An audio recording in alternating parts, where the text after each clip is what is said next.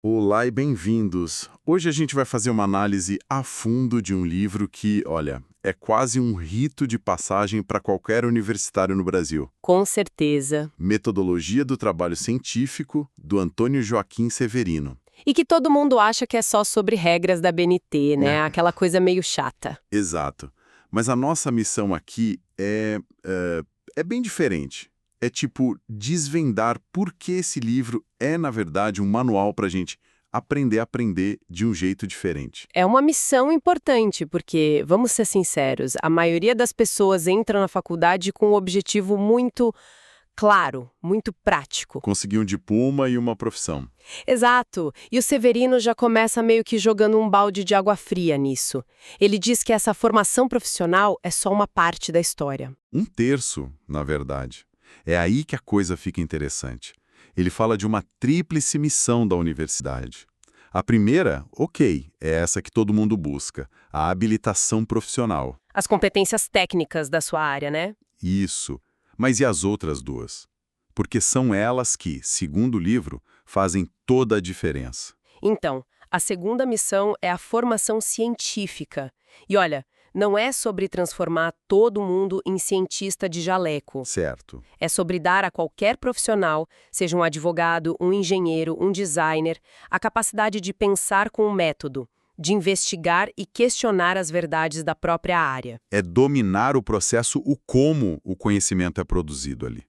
E a terceira? A terceira é a mais ambiciosa, talvez, a formação político-social, a formação do cidadão. Que é essa ideia de ter uma consciência mais crítica, né? De entender o seu lugar na sociedade, na história, de que a sua profissão não existe isolada do mundo. Exatamente. E para ele, a universidade só consegue cumprir essa missão completa se ela for mais do que um lugar que só transmite conteúdo. Não pode ser só uma super escola. Não pode. Precisa ser um centro de pesquisa. E a pesquisa não é algo que fica escondido num laboratório. Ela é um motor que alimenta o ensino de verdade e também a extensão, que são os projetos para a comunidade. Sem pesquisa, o ensino vira só repetição. E essa ideia de pesquisa me leva ao ponto que, para mim, foi o que virou a chave quando eu li o livro. Ele resume o que é aprender na faculdade numa espécie de equação. Ah, essa parte é transformadora. Parece simples, mas muda tudo. É muito poderosa. Ele basicamente diz o seguinte: ensinar e aprender é a mesma coisa que conhecer. Ok, até aí tudo bem. Aí vem o pulo do gato. Para conhecer de verdade, você precisa construir o objeto de estudo. Construir o objeto. Vamos parar aqui. Isso é o exato oposto de decorar, de só absorver. Totalmente. O conhecimento não é algo que está pronto na prateleira. E como a gente constrói esse objeto? Pesquisando. Pesquisando. É isso. De repente, aprender deixa de ser algo passivo. Vira uma atitude de investigador. E aí coisas que todo universitário passa, tipo o TCC ou a iniciação científica. O PIB, né? E isso, PIB, elas mudam de figura completamente. Deixam de ser só uma obrigação chata para se formar e viram o que realmente são ou deveriam ser. Um campo de treinamento. Um campo de treinamento para essa postura ativa. É o momento em que se para de só consumir conhecimento para de fato começar a produzir. É a diferença entre ler o manual de uma bicicleta e realmente montar a bicicleta e sair pedalando. Fantástico. Mas, ok, essa filosofia é ótima, só que pode parecer um pouco abstrata, né? Como um estudante, no dia a dia, com uma pilha de textos para ler, começa a aplicar isso? O livro dá ferramentas mais, tipo, mão na massa? Dá sim. E a principal delas é um método que ele chama de leitura analítica. É basicamente um roteiro para não se afogar em textos teóricos densos. Aquele sentimento clássico, você lê 3 páginas e pensa, eu não tenho a menor ideia do que acabei de ler. Conheço bem. Todo mundo conhece. O método dele é em camadas, como se fosse uma escavação arqueológica. Gosto da analogia. A primeira camada é a análise textual. Pense nela como uma preparação do terreno. É a primeira leitura mais rápida, sabe? Sem a pressão de entender tudo. Exato. O objetivo é mapear o que você não sabe. Sublinhar palavras desconhecidas, nomes de autores, conceitos. E depois da leitura, pesquisar isso. Quem é essa pessoa? O que essa palavra quer dizer nesse contexto específico? Ou seja, antes de tentar entender a mensagem, você garante que entende as peças do quebra-cabeça. Primeiro vira todas as peças para cima e separa por cor. Só depois começa a montar. Perfeita analogia. E depois dessa preparação, vem a segunda camada, a análise temática. Certo. Agora a pergunta muda. Ok, o que o autor está dizendo?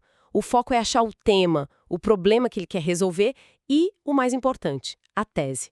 Qual é a ideia principal que ele está defendendo? Isso é fundamental, porque a gente tem a mania de já ir lendo e concordando ou discordando. O método te força a primeiro entender, de forma neutra, qual é o argumento do autor. É um exercício de disciplina. Você está reconstruindo o esqueleto lógico do texto. Só depois que esse esqueleto está montado é que você vai para a terceira camada. A análise interpretativa. Isso. Agora o diálogo começa de verdade. É a hora de ler nas entrelinhas. É quando você se pergunta, por que ele está dizendo isso? Exato. Como isso se conecta com outras obras dele, quais são os pressupostos, as crenças que ele não fala abertamente, mas que sustentam o argumento. É aqui que a crítica entra, mas uma crítica informada. O argumento é coerente, é original, as provas são boas. O método para por aí já parece bem completo. Tem mais 2 passinhos, que são o arremate final, a problematização, que é quando você, a partir do que leu, começa a levantar suas próprias questões. O e se. Isso. E, por fim, a síntese pessoal. É o teste de fogo. Você consegue explicar a ideia central do texto com as suas próprias palavras, já juntando suas reflexões e críticas. É aí que o conhecimento do autor vira seu de verdade. Brilhante. E para não perder todo esse trabalho, o livro fala sobre documentação. Essa parte me pegou. Eu sempre anotei tudo em cadernos. E hoje eu tenho uma pilha deles em casa que eu nunca mais consultei. É um conhecimento que morreu ali. Ele critica muito isso. Diz que anotações em cadernos são lineares, difíceis de cruzar, de consultar. A proposta dele é um sistema de fichamento. Que hoje a gente pode pensar em ferramentas digitais, claro. Com certeza, o princípio é o mesmo. A ideia é criar um arquivo pessoal de conhecimento, um cérebro externo que você pode organizar e usar para sempre. Isso parece um superpoder. Como funciona esse sistema? Ele sugere alguns tipos. O principal é a ficha de documentação bibliográfica. Para cada livro ou artigo importante que você lê, você cria uma. Com os dados da obra. Isso, os dados, um resumo objetivo das ideias e, no final, a sua análise crítica. É o registro completo daquela leitura. Assim, daqui a um ano, você não precisa reler o livro todo. Consulta a ficha. Gênio! Outro tipo é a ficha de documentação temática. Aqui o foco não é um livro, é um conceito. Digamos que seu tema é inteligência artificial. Nessa ficha, você vai juntando citações, ideias, reflexões sobre esse tema de vários autores diferentes. Com o tempo, vira um dossiê sobre o assunto. Vira um dossiê riquíssimo. E tem também a ficha biográfica, com informações sobre os autores mais importantes da sua área. O sistema todo transforma o estudo de algo passivo na construção ativa de um banco de dados pessoal. Certo. Então a gente já tem a filosofia de que aprender é construir e as ferramentas para ler e documentar. Daí o livro dá um passo além, né? Ele começa a discutir as diferentes lentes que um pesquisador pode usar para olhar para o mundo. Sim, ele entra na discussão sobre o que é um método científico e mostra que a resposta não é tão simples quanto a gente aprende na escola. A gente pensa em método científico e já vem a imagem do laboratório, do experimento. Exato. E esse modelo clássico, que ficou conhecido como positivismo, foi uma revolução. Ele une 2 fases. A indutiva e a dedutiva. Isso. A fase indutiva é quando você parte de observações particulares para tentar criar uma regra geral. Você observa que o ferro dilata com calor, o cobre dilata, o alumínio dilata. E induz a lei geral. Metais dilatam com calor. Perfeito. E a fase dedutiva é o contrário. Você parte da lei geral para prever um caso particular. Se metais dilatam, então a viga de metal daquela ponte vai expandir no verão. Certo. Esse modelo foi tão poderoso na física, na química, que se criou a expectativa de que ele poderia explicar tudo, inclusive a sociedade, a história. E aí a coisa complicou, porque aparentemente seres humanos são um pouquinho mais imprevisíveis do que vigas de metal. Um pouquinho mais. Ficou claro muito rápido que aplicar esse modelo único para as ciências humanas era tipo tentar usar um martelo para apertar um parafuso. A ferramenta não servia. O que forçou as humanas a desenvolverem seus próprios métodos. Seus próprios paradigmas epistemológicos. É um nome um pouco intimidador. Mas a ideia é que são diferentes lentes para pesquisar, né? Diferentes kits de ferramentas intelectuais. Exatamente isso. São referenciais teóricos que guiam a pesquisa. O livro dá alguns exemplos. O funcionalismo, por exemplo, olha para a sociedade como se ela fosse um corpo humano. Um organismo. Isso, o coração tem uma função, o pulmão tem outra, tudo para manter o corpo funcionando. O funcionalista se pergunta: qual é a função da escola na sociedade? Qual é a função da família? Qual a função da religião para manter tudo estável? Entendi. Então, se um funcionalista fosse estudar o carnaval. Ótimo exemplo. Ele não veria só uma festa. Ele perguntaria qual a função social do carnaval. E talvez a resposta fosse que é uma válvula de escape, uma liberação controlada de tensões que ajuda a manter a ordem no resto do ano. Interessante.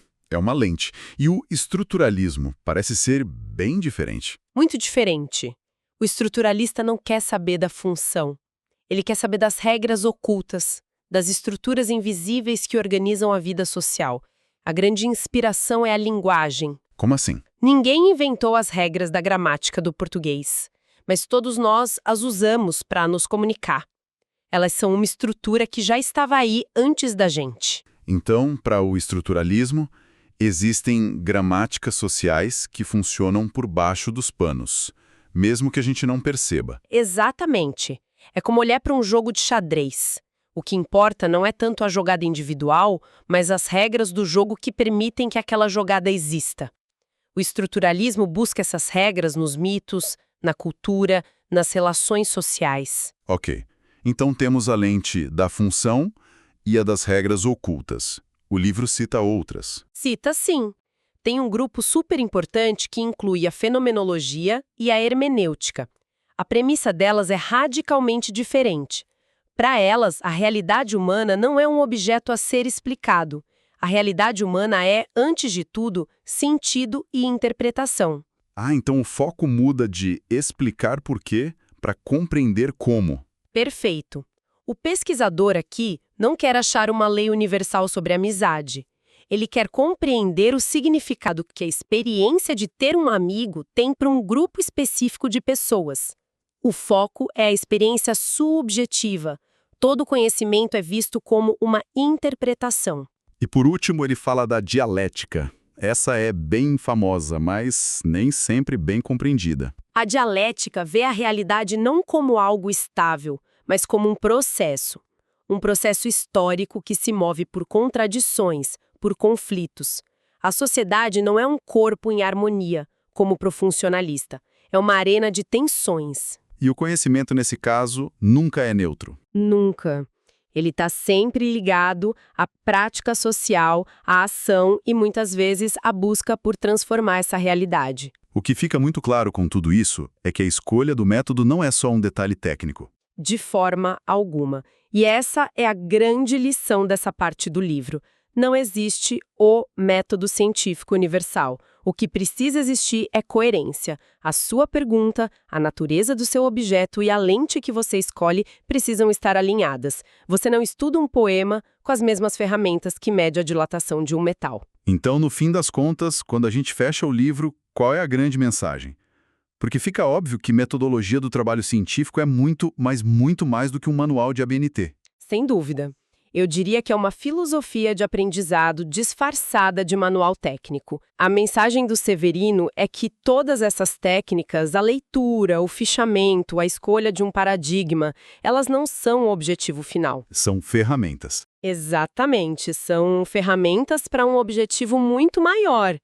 Desenvolver o pensamento crítico, a autonomia intelectual e, no fim, aquela consciência de cidadão. O que nos leva de volta para o começo da conversa, para a tríplice missão da universidade. Exato. O objetivo não é formar um técnico que aplica fórmulas, mas um pensador que sabe questionar essas fórmulas, que sabe de onde elas vieram e para que servem. E para a gente fechar, tem uma citação do Paulo Freire no livro que parece amarrar tudo isso de um jeito brilhante. Freire diz: "A leitura do mundo precede a leitura da palavra, e a leitura desta implica a continuidade da leitura daquele." É a citação perfeita para resumir o espírito da obra. E ela deixa uma reflexão final, um desafio, eu acho. Qual? Se a gente aprende a usar todo esse rigor, toda essa análise para ler um texto acadêmico, Questionando os pressupostos, a lógica, o contexto. como isso não muda radicalmente a forma como a gente passa a ler o mundo ao nosso redor? Uma notícia de jornal, um discurso político, uma propaganda. A gente começa a aplicar as mesmas perguntas. Qual é o problema real aqui? Qual é a tese que estão defendendo? E, talvez o mais importante, o que não está sendo dito. Exato. Aprender a ler a palavra, no fim das contas, é o caminho para aprender a ler o mundo com mais profundidade. Se esse resumo te ajudou a entender melhor o livro, deixa o like, isso fortalece muito o canal. Se inscreve também para continuar acompanhando resumos que transformam livros em ideias claras. E lembra, na descrição do vídeo tem os links para acessar ou comprar o livro caso você queira se aprofundar. A gente se vê no próximo vídeo.